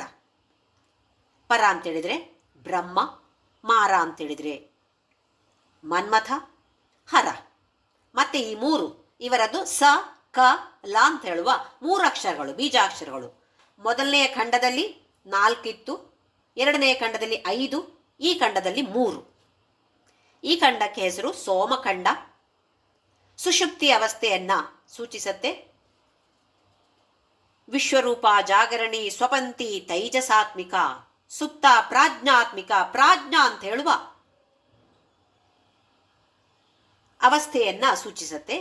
ವೈಯಕ್ತಿಕವಾಗಿ ಸುಷುಪ್ತಿ ಅವಸ್ಥೆ, ಬ್ರಹ್ಮಾಂಡದ ದೃಷ್ಟಿಯಿಂದ ನೋಡಿದ್ರೆ ಪ್ರಾಜ್ಞಾವನ್ನ ಸೂಚಿಸ್ತಾ ಇದೆ ಇದು. ಹಾಗೆಯೇ ಸತ್ವಗುಣವನ್ನ ಸೂಚಿಸುತ್ತೆ. ಅದು ಅಲ್ಲದೆ ದೇಹದಲ್ಲಿ ನೋಡೋದಿದ್ರೆ ನಾವು ಶ್ರೀಮದ್ ವಾಗ್ಭವ ಕೂಟೈಕ ಸ್ವರೂಪ ಮುಖ ಪಂಕಜ ವಾಗ್ಭವ ಕೂಟವನ್ನ ಅಗ್ನಿಖಂಡ ಸೂಚಿಸುತ್ತೆ. ಮಧ್ಯಕೂಟ ಲಲಿತಾ ಸಹಸ್ರನಾಮದಲ್ಲಿ ನಾವು ಕಲ್ತಿದ್ದೇವೆ. ವಾಗ್ಭವ ಕೂಟ, ಮಧ್ಯಮ ಕೂಟ ಅಥವಾ ಕಾಮಕಲಾ ಕೂಟ, ಶಕ್ತಿಕೂಟೈಕ ತಾಪನ್ನ ಕಟ್ಯದೋ ಭಾಗಧಾರಿಣಿ. ತಲೆಯಿಂದ ಸಹಸ್ರಾರದಿಂದ ಕಂಠದವರೆಗೆ ಅಗ್ನಿಖಂಡ, ಇದಕ್ಕೆ ಹೆಸರು ವಾಗ್ಭವ ಕೂಟ. ಕಂಠದಿಂದ ಅಥವಾ ಕುತ್ತಿಗೆಯಿಂದ ಸೊಂಟದವರೆಗೆ ಕಾಮಕಲಾ ರೂಪ ಕಾಮಕೂಟ ಅಥವಾ ಮಧ್ಯಮ ಕೂಟ ಅಂತ ಕೂಡ ಹೆಸರಿದೆ ಇದಕ್ಕೆ. ಆಮೇಲೆ ಸೊಂಟದಿಂದ ಕೆಳಗೆವರೆಗೆ ಅಧೋಭಾಗ, ಕೆಳಗಿನ ಭಾಗ ಶಕ್ತಿಕೂಟ ಅಂತ ಹೆಸರು. ಶಕ್ತಿಕೂಟ ಏಕತಾಪನ್ನ ಶಕ್ತಿದೋ ಭಾಗಧಾರಿಣಿ ಅಂತ ನಾವು ಲಲಿತಾ ಸಹಸ್ರನಾಮದಲ್ಲಿ ಕಲಿತಾ ಇದ್ದೇವೆ. ಹಾಗೆ ಈ 3 ಖಂಡಗಳು ಆಮೇಲೆ ಅಮೀಹೃಲ್ಲೇಖಾಭಿಹಿ ತಿಸ್ರಭಿ ಅವಸಾನೇಶು ಘಟಿತ. ಈ 3 ಖಂಡಗಳ ಇಷ್ಟು ಅಕ್ಷರಗಳಿಗೂ ಕೊನೆಯದಾಗಿ ಹೃಲ್ಲೇಖಾಭಿಹಿ ಹ್ರೀ ಅಂತ ಹೇಳುವ ಅಕ್ಷರವನ್ನ ಸೇರಿಸಿದಾಗ, ಮೊದಲನೇ ಖಂಡದಲ್ಲಿ 4 ಅಕ್ಷರ, ಅದಕ್ಕೆ ಹ್ರೀಂ ಅಂತ ಸೇರಿಸಬೇಕು. ಎರಡನೆಯ ಖಂಡದಲ್ಲಿ 5 ಅಕ್ಷರ, ಅದಕ್ಕೆ ಹ್ರೀಂ ಅಂತ ಸೇರಿಸಬೇಕು. ಮೂರನೆಯ ಖಂಡದಲ್ಲಿ 3 ಅಕ್ಷರ, ಅದಕ್ಕೆ ಹ್ರೀಂ ಅಂತ ಸೇರಿಸಿಕೊಳ್ಳಬೇಕು. 5 + 6 + 4 15 ಅಕ್ಷರಗಳು. 15 ಅಕ್ಷರಗಳು ಇರುವಂತಹ ಭಜಂತೆ ವರ್ಣಾಸ್ತೆ ತವ ಜನನಿ ನಾಮ ವಯವತಾಂ. ಎಲ್ಲರೂ ಕೂಡ ಈ ಪಂಚದಶಿ ಮಂತ್ರವನ್ನ, ವರ್ಣ ಅಂತೇಳಿದ್ರೆ ಇಲ್ಲಿ ಮಂತ್ರ, ಇದರ ರಚನೆ ಆಯಿತು. ಇದರ ರಚನೆಯಿಂದ ಅಥವಾ ಈ ಪಂಚದಶಿ ಮಂತ್ರದಿಂದ ಎಲ್ಲರೂ ಕೂಡ ನಿನ್ನ ಆರಾಧನೆಯನ್ನ ಮಾಡ್ತಾ ಇದ್ದಾರೆ. ನಾಮ ಅವಯತ ಅಂದ್ರೆ ನಿನ್ನ ಈ ನಾಮ, ಯಾವ ನಾಮ? ಪಂಚದಶಿ ಮಂತ್ರ ಅಂತ ಹೇಳುವ ಈ ಹೆಸರನ್ನ ಹಲವಾರು ಜನ ಆರಾಧಿಸ್ತಾ ಇದ್ದಾರೆ. ಈ ಪಂಚದಶಿ ಮಂತ್ರದ ಜಪದಿಂದ, ಮತ್ತೆ ಹೇಳ್ತಾ ಇದ್ದೀನಿ, ಅದು ಗುರು ಮೂಲಕವೇ ಸಿಗಬೇಕು. ಮಂತ್ರ ದೀಕ್ಷೆ ಆದ ಮತ್ತೆಯೇ ಮಾಡಬೇಕಾಗಿದೆ, ಸುಮ್ಮನೆ ಮಾಡುವ ಹಾಗಿಲ್ಲ. ಇದರಿಂದ ಸಾರೂಪ್ಯ, ಸಾಮೀಪ್ಯ, ಸಾಲೋಕ್ಯ, ಸಾಯುಜ್ಯ ಇದೆಲ್ಲವನ್ನು ನಾವು ಪಡೆಯಬಹುದಾಗಿದೆ. 64 ತಂತ್ರಗಳು ಏನನ್ನ ತಿಳಿಸಿಕೊಡ್ತಾ ಇದೆಯೋ ಅದು ಎಲ್ಲವನ್ನು ಕೂಡ, ಅಥವಾ ಪುರುಷಾರ್ಥವನ್ನು, ಇದು ಒಂದೇ ತಂತ್ರ. ಈ ಪಂಚದಶಿ ಮಂತ್ರ ಇದನ್ನ ಅನುಗ್ರಹಿಸುತ್ತದೆ ಅಂತೇಳಿ ಆದಿಶಂಕರಾಚಾರ್ಯರು ಪಂಚದಶಿ ಮಂತ್ರದ ಮಹಿಮೆಯನ್ನ ಈ ಒಂದು ಶ್ಲೋಕದಲ್ಲಿ ನಮಗೆ ತಿಳಿಸಿಕೊಡ್ತಾ ಇದ್ದಾರೆ. ಮುಂದಿನ ಶ್ಲೋಕ 33ನೇ ಶ್ಲೋಕ.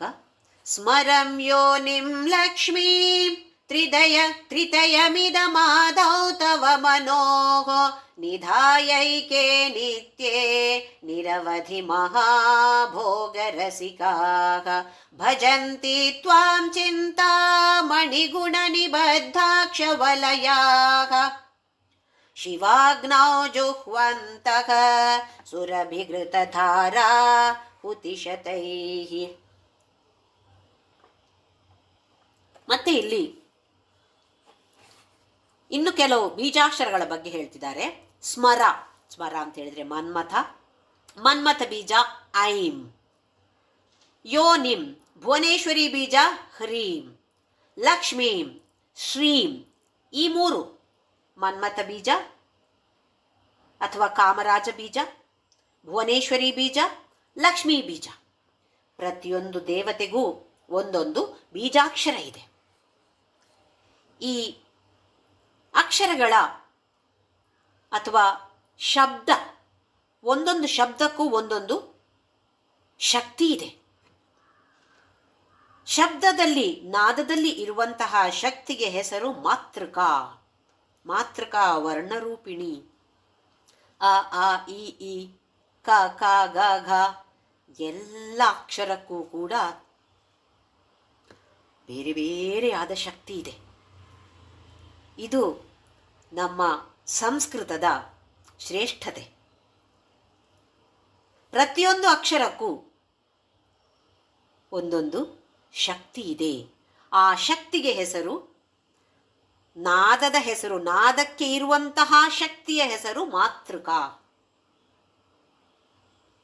ನಮಗೆ ಇದರ ಬಗ್ಗೆ ಏನು ಗೊತ್ತಿರೋದಿಲ್ಲ. ನಾವು ಅದಕ್ಕೆ ಬೇಕಾಬಿಟ್ಟು ಮಾತಾಡ್ತಾ ಇರ್ತೇವೆ, ಹೇಗೆ ಬೇಕೋ ಹಾಗೆ ಮಾತಾಡ್ತಾ ಇರ್ತೀವಿ. ಅದಕ್ಕಾಗಿ ಹೇಳೋದು, ಮಾತನ್ನು ಕಡಿಮೆ ಮಾಡಬೇಕು.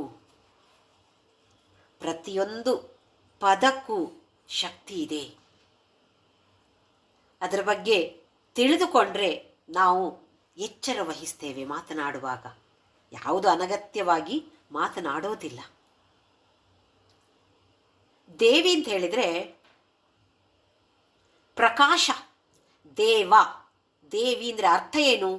ನಾವೇನೋ ಒಂದು ಪಾರ್ವತಿಯೋ ಲಕ್ಷ್ಮಿಯೋ ಅದಂತ ಹೇಳಿದರೆ ದೇವಿ ಅಂತ ಅಂದ್ಕೊಳ್ತಾ ಇರ್ತೀವಿ. ಹಾಗಲ್ಲ. ಯಾಕೆ ಅವರಿಗೆ ಹೇಳ್ತೀವಿ ಅಂತ ಹೇಳಿದ್ರೆ, ಇದರ ಅರ್ಥ ಏನು ಅಂತ ಹೇಳಿದ್ರೆ ಸ್ವಯಂ ಪ್ರಕಾಶ. ದೇವ ಅಂತ ಹೇಳಿದ್ರೆ ಸ್ವಪ್ರಕಾಶ ಇರುವಂಥವನು. ಅದನ್ನೇ ಸ್ತ್ರೀಲಿಂಗವಾಗಿ ದೇವಿ ಅಂತ ಹೇಳೋದು. ಸ್ವಪ್ರಕಾಶ. ನಮ್ಮಲ್ಲಿ ಎಲ್ಲರಲ್ಲಿಯೂ ಆ ಪ್ರಕಾಶ ಇದೆ. ಪ್ರತಿಯೊಬ್ಬರಲ್ಲಿಯೂ ಆ ಪ್ರಕಾಶ ಇದೆ. ಪ್ರತಿಯೊಬ್ಬರಲ್ಲಿ ಏನು, ಎಲ್ಲ ವಸ್ತುಗಳಲ್ಲಿಯೂ ಪ್ರಕಾಶ ಇದೆ. ಹಾಗೆಯೇ ಎಲ್ಲ ಅಕ್ಷರಗಳಲ್ಲಿಯೂ ಈ ಶಕ್ತಿ ಇದೆ, ಈ ಪ್ರಕಾಶ ಇದೆ. ಇದಕ್ಕೆ ಹೆಸರು ಮಾತೃಕಾ. ಸ್ಮರಂ ಯೋನಿಂ ಲಕ್ಷ್ಮೀಂ ತ್ರಿತಯಮಿದ ಮಾದೌ ತವ ಮನೋಹು. ಇಲ್ಲಿ ತವ ಮನಃ, ನಿನ್ನ ಮನಸ್ಸು ಅಂತೇಳಿದ್ರೆ ಇಲ್ಲಿ ಈ ಪಂಚದಶಿ ಮಂತ್ರ. ಈಗ ತಾನೇ ನಾವು ನೋಡಿರುವಂತಹ ಪಂಚದಶಿ ಮಂತ್ರ. ಇದು ಹೇಳುವ ಮೊದಲು, ಇದು ಜಪಿಸುವ ಮೊದಲು ಐಂ ಹ್ರೀಂ ಶ್ರೀಂ ಸ್ಮರ ಯೋನಿ ಲಕ್ಷ್ಮಿ, ಈ ಬೀಜಾಕ್ಷರಗಳನ್ನು ನಿಧಾಯೈಕೆ ನಿತ್ಯೆ ಸೇರಿಸಿಕೊಳ್ತಾರೆ. ನಿಧಾಯೈಕೆ ಅಂತ ಹೇಳಿದ್ರೆ ಸೇರಿಸಿಕೊಳ್ಳುವಂಥದ್ದು. ಆ ಮಂತ್ರದ ಮೊದಲು ಐಂ ಹ್ರೀಂ ಶ್ರೀಂ. ನಾವು ಕೂಡ ಹಲವಾರು ಜನ ಲಲಿತಾ ಸಹಸ್ರ ನಾಮಾವಳಿ ಅಂದರೆ ಶ್ರೀಮಾತ್ರೇ ನಮಃ, ಶ್ರೀ ಮಹಾರಾಜ್ಞೇ ನಮಃ ಅಂಥೇಳಿ ನಾಮಾವಳಿ ಮಾಡ್ತೀವಿ ನೋಡಿ. ಕುಂಕುಮಾರ್ಚನೆ ಮಾಡ್ತೀವಿ ಅಥವಾ ಪುಷ್ಪಾರ್ಚನೆ ಮಾಡುವಾಗ ನಮಃ ನಮಃ ಹೇಳ್ತಾ ಹೋಗ್ತೀವಿ.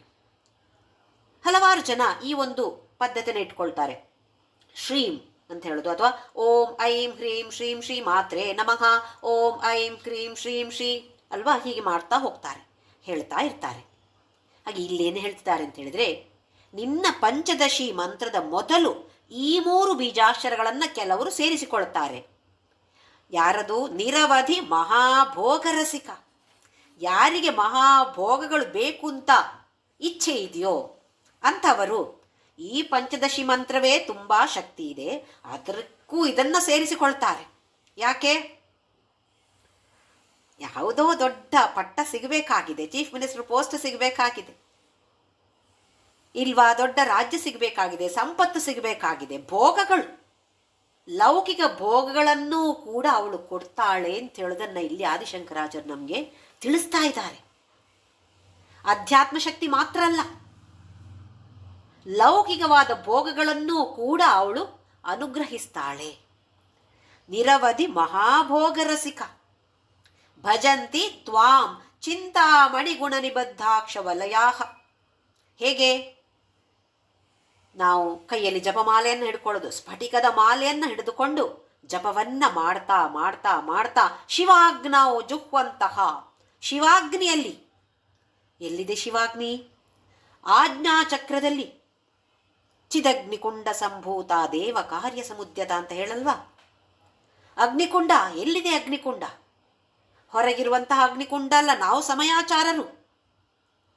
ನಮ್ಮ ಆಜ್ಞಾಚಕ್ರದಲ್ಲಿದೆ ಶಿವಾಗ್ನಿ, ಶಿವನ ಕುಂಡ ಈ ಆಜ್ಞಾಚಕ್ರದಲ್ಲಿದೆ.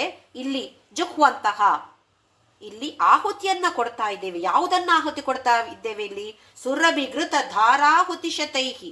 ಸುರಭಿ, ಸುರಭಿ ಅಂತ ಹೇಳುವ ಕಾಮಧೇನು, ಎಲ್ಲವನ್ನೂ ಕೊಡುವಂತಹ ಗೋಮಾತೆ, ಅವಳಿಂದ ಬಂದಿರುವಂತಹ ಘೃತ ತುಪ್ಪ, ತುಪ್ಪ ತುಪ್ಪದ ಧಾರೆಯನ್ನು ನಾವು ಅಂತೇಳಿದರೆ ಮಹಾಭೋಗ ರಸಿಕರು.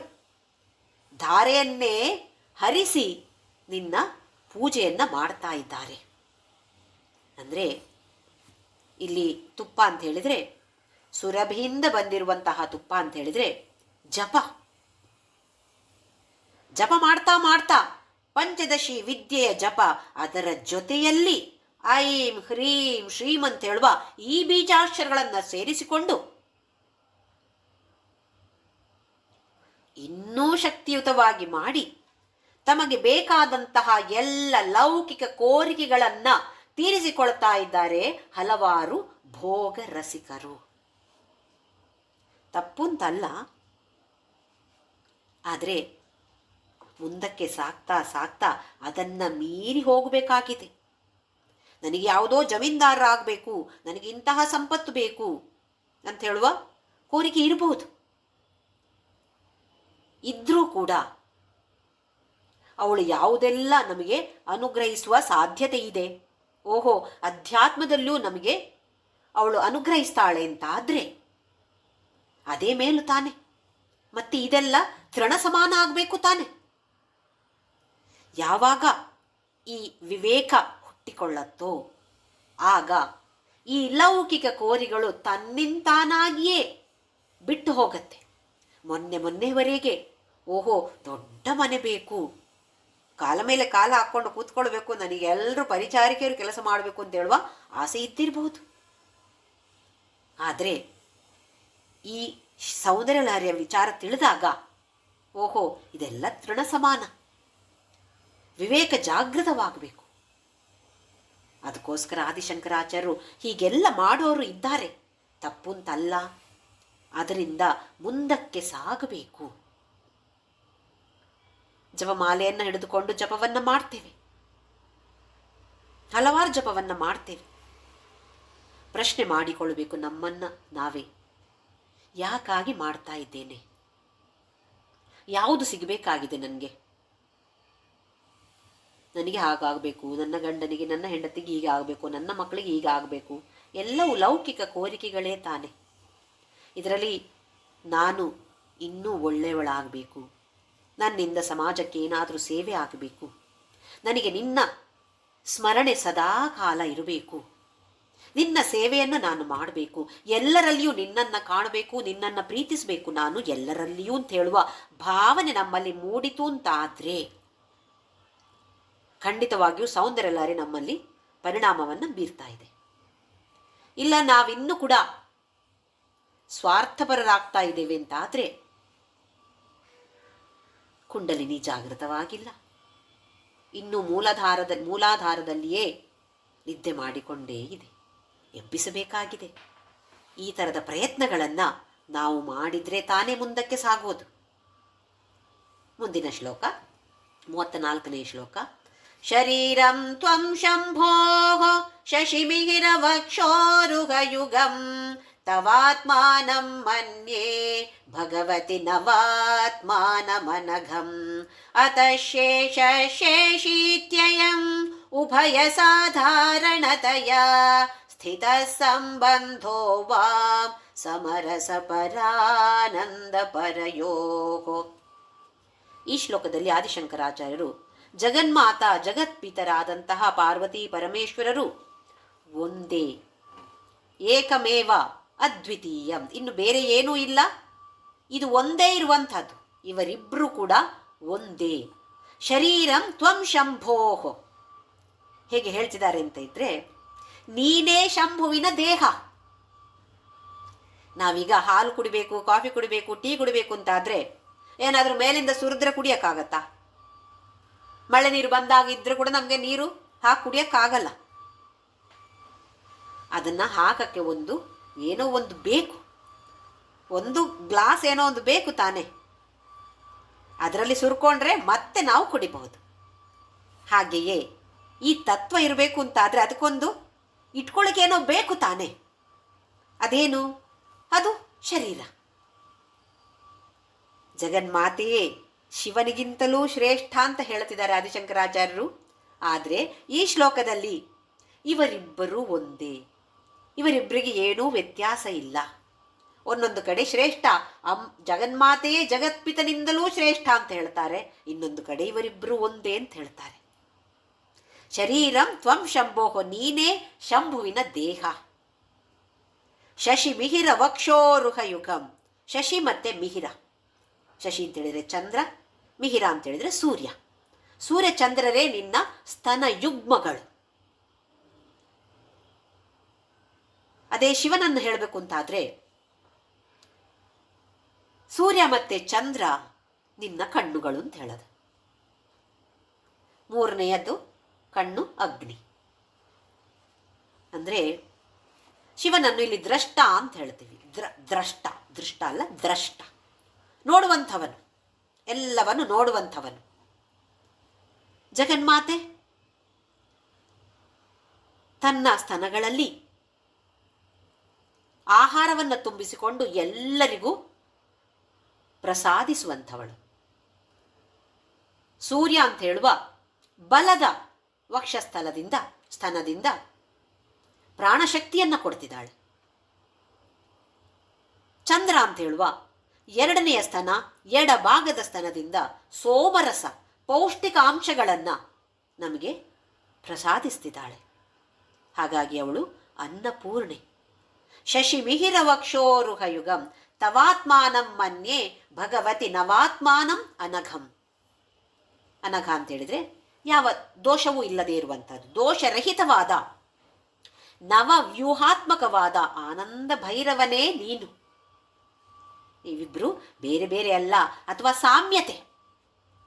ಯಾವ ಸಾಮ್ಯತೆ ಅಂತ ಹೇಳಿದ್ರೆ ಅನುಷ್ಠಾನ ಸಾಮ್ಯ. ಯಾವ ಕೆಲಸವನ್ನಾದರೂ ಇಬ್ಬರು ಮಾಡುವಂಥವರು ಅಥವಾ ಒಂದೇ ಥರ. ಹಾಗೆಯೇ ಅಧಿಷ್ಠಾನ ಸಾಮ್ಯ, ಅವರ ಪೊಸಿಷನ್ ಇಬ್ಬರದ್ದು ಒಂದೇ. ಅವಸ್ಥಾನ ಸಾಮ್ಯ, ಇರುವಂತಹ ಜಾಗ ಅದು ಒಂದೇ. ನಾಮ ಸಾಮ್ಯ, ಶಿವ ಶಿವ.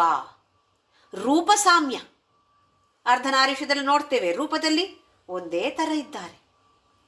ಇದೆಲ್ಲವೂ ಸಾಮ್ಯತೆ ಇದೆ. ಅತಃ ಶೇಷ ಶೇಷೀತ್ವಯಂ ತ್ಯಯಂ ಉಭಯ ಸಾಧಾರಣತೆಯ. ಇಬ್ಬರು ಕೂಡ ಒಂದೇ ಥರ ಇದ್ದೀರಿ ನೀವು. ಒಂದು ಶೇಷ, ಇನ್ನೊಂದು ಶೇಷಿ. ಶೇಷ ಅಂತೇಳಿದ್ರೆ ಯಾವುದು ಮಿಕ್ಕಿದೆಯೋ ಅದು, ಅಂದರೆ ಕಾಣುವಂತಹ ಭಾಗ. ಕಾಣುವಂತಹ ಭಾಗ ಯಾವುದು? ವಿಶ್ವ.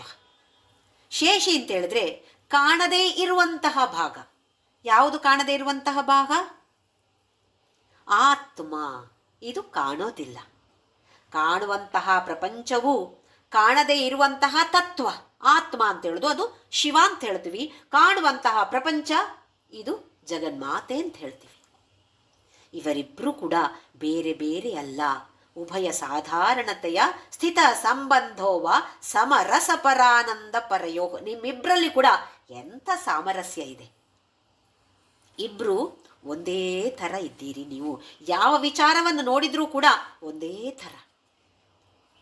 ಕೆಲವೊಂದು ಶ್ಲೋಕದಲ್ಲಿ ಜಗನ್ಮಾತೆ ಶ್ರೇಷ್ಠ ಅಂತ ಆದಿಶಂಕರಾಚಾರ್ಯರು ಹೇಳ್ತಾರೆ. ಯಾಕೆ ಅಂತ ಹೇಳಿದರೆ ಅವಳು ಆತ್ಮವಾಗಿಯೂ ಇರ್ತಾಳೆ, ಹಾಗೆಯೇ ಈ ಪ್ರಪಂಚವಾಗಿಯೂ ಅವಳಿರ್ತಾಳೆ. ಸೃಷ್ಟಿಯನ್ನು ಮಾಡಿ ತಾನೇ ಪ್ರಪಂಚವಾಗಿರ್ತಾಳೆ. ಅದೇ ಶಿವ, ಅವನು ಆ ಚೈತನ್ಯ ಮಾತ್ರ. ಅವನು ಪ್ರಪಂಚವಾಗಿ ಇರೋದಿಲ್ಲ. ಪ್ರಪಂಚವಾಗಿ ಇರುವಂತಹದ್ದು ಜಗನ್ಮಾತೆಯೇ. ಸೃಷ್ಟಿಯನ್ನು ಮಾಡಿ ಹೇಗೆ ಜೇಡ, ನಮ್ಮ ಹಲವಾರು ಉಪನಿಷತ್ತುಗಳಲ್ಲಿ ಜೇಡನ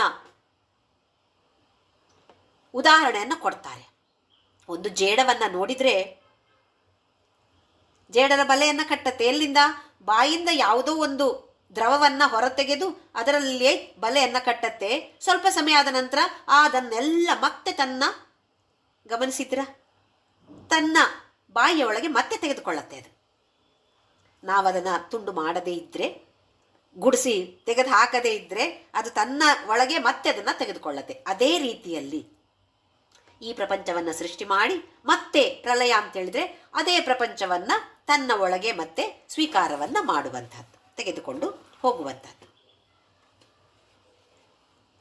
ಇದರಲ್ಲಿ ಒಂದೇ ಥರ ಅಂತ ಹೇಳೋದಕ್ಕೆ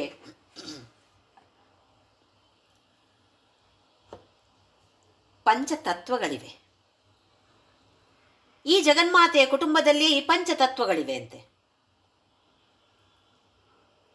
ವಿಘ್ನೇಶ್ವರ, ಸುಬ್ರಹ್ಮಣ್ಯ, ಜಗನ್ಮಾತೆ, ಜಗತ್ಪಿತ, ಹಾಗೆಯೇ ನಂದೀಶ್ವರ. ಇವು 5 ಪಂಚತತ್ವಗಳ ಪ್ರತಿಬಿಂಬಗಳು. ನಾವು ಈ ಸೌಂದರ್ಯ ಲಹರಿಯ ಮೊದಲನೆಯ ಶುರು ಮಾಡುವಾಗ ಒಂದು ಕಥೆಯನ್ನು ನಾನು ಹೇಳಿದ್ದೇನೆ. ಆದಿಶಂಕರಾಚಾರ್ಯರು ಕೈಲಾಸಕ್ಕೆ ಹೋಗಿ ಶಿವನನ್ನು ಪ್ರಾರ್ಥನೆ ಮಾಡ್ತಾರೆ. ಜಗನ್ಮಾತೆಯ ವೈಭವವನ್ನು ವಿವರಿಸಬೇಕು ಅಂತ ಹೇಳಿದಾಗ, ಅಂಗಾಂಗಳ ವರ್ಣನೆ ಮಾಡಬೇಕು ಅಂತ ಹೇಳಿದಾಗ ಪರಮಶಿವ ಒಪ್ಪಿ, ನನ್ನ ಧ್ಯಾನ ಮಾಡು, ನನ್ನ ಧ್ಯಾನದ ಮೂಲಕ ನೀನು ಜಗನ್ಮಾತೆಯ ವರ್ಣನೆಯನ್ನು ಮಾಡಬಹುದು, ಅಥವಾ ಶಿವನೇ ಆ ವರ್ಣನೆಯನ್ನು ಮಾಡಿ ಆದಿಶಂಕರಾಚಾರ್ಯರು ಬರ್ಕೊಳ್ತಾರೆ. ಆಮೇಲೆ ಹೊರಗಡೆ ಬರುವಾಗ ನಂದೀಶ್ವರ ಡಿ ಹೊಡಿತಾನೆ, ಇದೆಲ್ಲ ಕತೆ ನಮಗೆ ಗೊತ್ತಿದೆ. ಹೀಗೆ ಹೊರಡಬೇಕಿದ್ರೆ ಮೊದಲು ಪರಮಶಿವ ಹೇಳ್ತಾನೆ, ನನಗೆ ತುಂಬ ಸಂತೋಷ ಆಯಿತು, ನೀನೊಂದು ವರ ಕೇಳು ಅಂತ ಹೇಳ್ತಾನೆ ಆದಿಶಂಕರಾಚಾರ್ಯರಿಗೆ. ಆದಿಶಂಕರಾಚಾರ್ಯರು, ಎಲ್ಲವನ್ನು ನನಗೆ ಕೊಟ್ಟಿದ್ದೀಯಾ ತಂದೆ ನೀನು, ಇನ್ನು ಏನನ್ನು ನಾನು ಕೇಳಲಿ, ನನಗೇನೂ ಬೇಡ. ಆದರೂ ಪರಮಶಿವ ಹೇಳ್ತಾನೆ, ಇಲ್ಲ, ನಾನು ವರ ಕೊಡ್ತೇನೆ ಅಂತ ಹೇಳಿ ಆಯಿತು, ಏನೋ ಒಂದನ್ನು ಕೇಳು. ಅಲ್ಲಿಯೇ ಇದ್ದ ಜಗನ್ಮಾತೆಯು ಹೇಳ್ತಾಳೆ, ಕೇಳು ಕಂದ, ಒಂದು ವರವನ್ನು ಕೇಳು ನೀನು ಅಂತ ಹೇಳಿ. ಆಗ ಆದಿಶಂಕರಾಚಾರ್ಯರು ತಾವು ರಚನೆ ಮಾಡಿರುವಂತಹ ಕೆಲವು ಸ್ತೋತ್ರಗಳನ್ನು ಆಲೋಚನೆ ಮಾಡ್ತಾರೆ. ಶಿವಾನಂದ ಲಹರಿ ಅಥವಾ ಇನ್ನು ಕೆಲವು ಲಿಸ್ಟ್ಗಳನ್ನು ಹೇಳ್ತಾ ಹೋಗ್ತಾರೆ. ಹಾಗೆ ಬಂದಾಗ ಪಂಚಭೂತಾತ್ಮಕ ಪಂಚಲಿಂಗ ಸ್ತೋತ್ರ, ಓಹೋ ಪಂಚಲಿಂಗ ಸ್ತೋತ್ರ ಅಂತೇಳಿ ಅಲ್ಲೇ ನಿಲ್ಲಿಸ್ಬಿಡ್ತಾರೆ. ಅವಾಗ ಪರಮಶಿವ ನಗ್ತಾ, ಆಹಾ ಮತ್ತೆ ಮತ್ತೆ ಅಂತ ಕೇಳಿದಾಗ ಪಂಚಲಿಂಗಗಳು ಅಂತ ಅಲ್ಲಿ ನಿಲ್ಲಿಸಿಬಿಟ್ಟು, ನನಗೆ ಪಂಚಲಿಂಗಗಳನ್ನು ಪ್ರಸಾದಿಸು, ಇದನ್ನು ನಾನು ಭೂಲೋಕಕ್ಕೆ ತೆಗೆದುಕೊಂಡು ಹೋಗ್ತೇನೆ ಅಂಥೇಳಿ ಆದಿಶಂಕರಾಚಾರ್ಯರು ಹೇಳಿದಾಗ ಪರಮಶಿವ ತಾನೇ ಪಂಚಲಿಂಗಗಳ ಸೃಷ್ಟಿಯನ್ನು ಮಾಡಿ ಆದಿಶಂಕರಾಚಾರ್ಯರಿಗೆ ಪ್ರಸಾದಿಸ್ತಾರೆ. ಈ ಪಂಚಲಿಂಗಗಳನ್ನು ತನ್ನ ಶಲ್ಯದಲ್ಲಿ ಕಟ್ಟಿಕೊಂಡು ಅದನ್ನು ಹೊಟ್ಟೆಗೆ ಕಟ್ಟಿಕೊಳ್ತಾರೆ. ಈ ನಂದೀಶ್ವರ ಡಿ ಕೊಟ್ಟಾಗ ಇನ್ನೊಂದು ಶಲ್ಯದಲ್ಲಿ ಕಟ್ಟಿಕೊಂಡಂತಹ ಈ ತಾಡಿಪತ್ರಗಳು ಎಲ್ಲ ಹಾರಿ ಹೋಗುತ್ತೆ, ಆದರೆ ಈ ಪಂಚಲಿಂಗಗಳು ಭದ್ರವಾಗಿದೆ. ಅಬ್ಬಾ, ಅದನ್ನು ಮುಟ್ಟಿಕೊಂಡು ನೋಡ್ತಾರೆ ಆದಿಶಂಕರಾಚಾರ್ಯ, ಅಬ್ಬಾ ಪಂಚಲಿಂಗಗಳು ಕೆಳಗಡೆ ಬಿದ್ದಿಲ್ಲ ಅಂತ ತುಂಬ ಸಂತೋಷ ಪಡ್ತಾರೆ. ಆ ಪಂಚಲಿಂಗಗಳನ್ನು ತೆಗೆದುಕೊಂಡು ಬಂದು ನಮ್ಮ ಭಾರತ ದೇಶದಲ್ಲಿ ಇದನ್ನು ಸ್ಥಾಪನೆ ಮಾಡ್ತಾರೆ. ಮೊದಲನೇದು ಚಿದಂಬರದಲ್ಲಿ ಮೋಕ್ಷಲಿಂಗ, ಕೇದಾರದಲ್ಲಿ ಮುಕ್ತಿಲಿಂಗ, ನೇಪಾಳ ಒಂದು ನೇಪಾಳದಲ್ಲಿದೆ, ನೇಪಾಳದಲ್ಲಿರುವಂಥದ್ದು ವರಲಿಂಗ, ಆಮೇಲೆ ಕಂಚಿಯಲ್ಲಿರುವಂಥದ್ದು ಯೋಗಲಿಂಗ, ಶೃಂಗೇರಿ ಶಾರದಾ ಪೀಠದಲ್ಲಿ ಇರುವಂಥದ್ದು ಭೋಗಲಿಂಗ. ಈ 5 ಲಿಂಗಗಳು ಕೂಡ ಶಿವನೇ ಪ್ರಸಾದಿಸಿರುವಂಥದ್ದು ಆದಿಶಂಕರಾಚಾರ್ಯರಿಗೆ. ಇದನ್ನು ಅವರು ಈ ಥರದ ಕ್ಷೇತ್ರಗಳಲ್ಲಿ ಪ್ರತಿಷ್ಠಾಪನೆಯನ್ನು ಮಾಡಿ ನಮ್ಮಂತಹ ಲೌಕಿಕ ಜನರು ಅದನ್ನು ಪೂಜೆ ಮಾಡಿ ಲೌಕಿಕ ಕೋರಿಕೆಗಳಿಂದ ಹೊರಬರುವಂತಹ ಒಂದು ಸಾಧ್ಯತೆಯನ್ನು ನಮಗೆ ಕೊಟ್ಟಿದ್ದಾರೆ. ಸೌಂದರ್ಯ ಲಹರಿ ಅಥವಾ ಈ ಥರದ ಹಲವಾರು ಶ್ಲೋಕಗಳ ರಚನೆಯನ್ನು ಮಾಡಿದ್ದಾರೆ. ನಮಗೆ ಪಾರಾಯಣ ಮಾಡುವಂತಹ ಆಸಕ್ತಿ ಇರಬಹುದು, ಆದರೆ ಅದರ ಅರ್ಥವನ್ನು ತಿಳಿದುಕೊಳ್ಳುವ ಆಸಕ್ತಿ ಇರುವಂಥವರು ಬಹಳ ಬಹಳ ಕಡಿಮೆ. ಹಾಗೆಯೇ ಈ ಲಿಂಗಗಳನ್ನು ತೋರಿಸಿದ್ರೆ, ಓಹೋ ಲಿಂಗಗಳು ಪೂಜೆ ಮಾಡೋದಕ್ಕೆ ನಮಗೆ ಬಹಳ ಆಸಕ್ತಿ ಇರುತ್ತೆ, ಹಾಗಾದರೂ ಈ ಥರದ ಲಿಂಗಗಳನ್ನು ಪೂಜೆ ಮಾಡಿ ಅಭಿವೃದ್ಧಿಯನ್ನು ಹೊಂದಲಿ, ಧಾರ್ಮಿಕ ಮಾರ್ಗದಲ್ಲಿ ಅಭಿವೃದ್ಧಿಯನ್ನು ಹೊಂದಿ ಕೊನೆಯದಾಗಿ ಅಧ್ಯಾತ್ಮ ಮಾರ್ಗದಲ್ಲಿ ಮುಂದಕ್ಕೆ ಸಾಗಲಿ ಅಂತ ಹೇಳುವ ದೃಷ್ಟಿಯಿಂದ ಆದಿಶಂಕರಾಚಾರ್ಯರು ಈ ಲಿಂಗಗಳು ಬೇಕು ಅಂತೇಳುವ ವರವನ್ನು ಪರಮಶಿವನಲ್ಲಿ ಕೇಳಿಕೊಂಡರು. ನಮ್ಮ ದೇಶದಲ್ಲಿ ಈ ಲಿಂಗಗಳನ್ನು ಪ್ರತಿಷ್ಠಾಪಿಸಿ ನಮಗೆ ಈ ಪಥದಲ್ಲಿ ಮುಂದಕ್ಕೆ ಸಾಗಲು ಅನುವನ್ನು ಮಾಡಿಕೊಟ್ಟಿದ್ದಾರೆ. ಆ ಲಿಂಗಗಳ ಪೂಜೆ ಮಾಡುವಂಥದ್ದು ಬೇರೆ ವಿಚಾರ, ಯಾಕೆಂದರೆ ಆ ಕ್ಷೇತ್ರಕ್ಕೆ ಹೋಗಬೇಕು, ಅಲ್ಲಿ ಎಷ್ಟೊಂದು ಜನ ಇರ್ತಾರೆ, ನಮಗೆ ನೋಡ್ಲಿಕ್ಕೆ ಕೂಡ ಸಿಗುವಂಥದ್ದು ಬಹಳ ಕಡಿಮೆ. ಹಾಗಿದ್ದಾಗ ಈ ಶ್ಲೋಕಗಳ ಅರ್ಥವನ್ನು ಸ್ವಲ್ಪ ಸ್ವಲ್ಪವಾಗಿ ಆದರೂ ತಿಳಿದುಕೊಂಡು ಸೌಂದರ್ಯಲಹರಿ ಪಾರಾಯಣ ಮಾಡಿದ್ರೂ ಆಗ್ಬೋದು, ಪಾರಾಯಣ ಮಾಡ್ತಾ ಇರ್ಬೋದು, ಇಲ್ಲ ಯಾವುದೋ ಒಂದೆರಡು ಶ್ಲೋಕಗಳನ್ನು ಎತ್ತಿಕೊಂಡು ನಮಗಿಷ್ಟವಾದ ಶ್ಲೋಕಗಳನ್ನು ನೋಡಿಕೊಂಡು ದಿನದಲ್ಲಿ ಒಂದು ಸಲ ಆದರೆ, ಇಲ್ಲ ವಾರದಲ್ಲಿ ಒಂದು ಸಲ, ತಿಂಗಳಿಗೆ ಒಂದು ಸಲ, ಅಥವಾ ಪೌರ್ಣಿಮೆಗೆ ಒಂದು ಸಲ, ಈ ಥರ ಬರೇ ಪಾರಾಯಣ ಮಾಡೋದಲ್ಲ, ಅದರ ಬಗ್ಗೆ ಸ್ವಲ್ಪ ವಿಚಾರವನ್ನು ನಮ್ಮ ಮನಸ್ಸಿಗೆ ತಂದುಕೊಂಡು ಅದರ ಬಗ್ಗೆ ನಾವು ಮನನ ಮಾಡಿದರೆ ಖಂಡಿತವಾಗಿಯೂ ಈ ಅಧ್ಯಾತ್ಮ ಪದದಲ್ಲಿ ಮುಂದಕ್ಕೆ ಸಾಗೋದಕ್ಕೆ ಬಹಳ ಬಹಳ ಸಹಾಯವನ್ನು ಮಾಡುತ್ತೆ. ಇಂತಹ ಅದ್ಭುತವಾದ ಶ್ಲೋಕಗಳನ್ನು ರಚಿಸಿರುವಂತಹ ಆದಿಶಂಕರಾಚಾರ್ಯರಿಗೆ ನಾವೆಷ್ಟು ಕೃತಜ್ಞತೆಯನ್ನು ಹೇಳಿದ್ರೂ ಕಡಿಮೆ, ಎಷ್ಟು ನಮಸ್ಕಾರಗಳನ್ನು ಸಲ್ಲಿಸಿದ್ರೂ ಕಡಿಮೆ. ಆದರೂ ಕೂಡ ನಮ್ಮ ಪ್ರಯತ್ನವನ್ನು ಮಾಡ್ತಾ ಮಾಡ್ತಾ ಎಲ್ಲರೂ ಮುಂದಕ್ಕೆ ಸಾಗೋಣ. ಓಂ ಶ್ರೀರಾಮ್ ಜಯ ರಾಮ್ ಜಯ ಜಯ ರಾಮ್, ಓಂ ಶ್ರೀರಾಮ್ ಜಯ ರಾಮ್ ಜಯ ಜಯ ರಾಮ್, ಓಂ ಶ್ರೀರಾಮ್ ಜಯ ರಾಮ್ ಜಯ ಜಯ ರಾಮ್, ಓಂ ಶ್ರೀರಾಮ್ ಜಯ ರಾಮ್ ಜಯ ಜಯ ರಾಮ್, ಓಂ ಶ್ರೀರಾಮ್ ಜಯ ರಾಮ್ ಜಯ ಜಯ ರಾಮ್, ಓಂ ಶ್ರೀರಾಮ್ ಜಯ ರಾಮ್ ಜಯ ಜಯ ರಾಮ್, ಓಂ ಶ್ರೀರಾಮ್ ಜಯ ರಾಮ್ ಜಯ ಜಯ ರಾಮ್, ಓಂ ಶ್ರೀರಾಮ್ ಜಯ ರಾಮ್ ಜಯ ಜಯ ರಾಮ್, ಓಂ ಶ್ರೀರಾಮ್ ಜಯ ರಾಮ್ ಜಯ ಜಯ ರಾಮ್, ಓಂ ಶ್ರೀರಾಮ್ ಜಯ ರಾಮ್ ಜಯ ಜಯ ರಾಮ್, ಓಂ ಶ್ರೀರಾಮ್ ಜಯ ರಾಮ್ ಜಯ ಜಯ ರಾಮ್, ಓಂ ಶ್ರೀರಾಮ್ ಜಯ ರಾಮ್ ಜಯ ಜಯ ರಾಮ್. ಓಂ ಅಸತೋ ಮಾ ಸದ್ಗಮಯ ತಮಸೋ ಮಾ ಜ್ಯೋತಿರ್ಗಮಯ ಮೃತ್ಯೋರ್ಮಾ ಅಮೃತಂ ಗಮಯ. ಓಂ ಶಾಂತಿ ಶಾಂತಿ ಶಾಂತಿ. ಲೋಕಾ ಸಮಸ್ತಾ ಸುಖಿನೋ ಭವಂತು, ಲೋಕಾ ಸಮಸ್ತಾ ಸುಖಿನೋ ಭವಂತು, ಲೋಕಾ ಸಮಸ್ತಾ ಸುಖಿನೋ ಭವಂತು.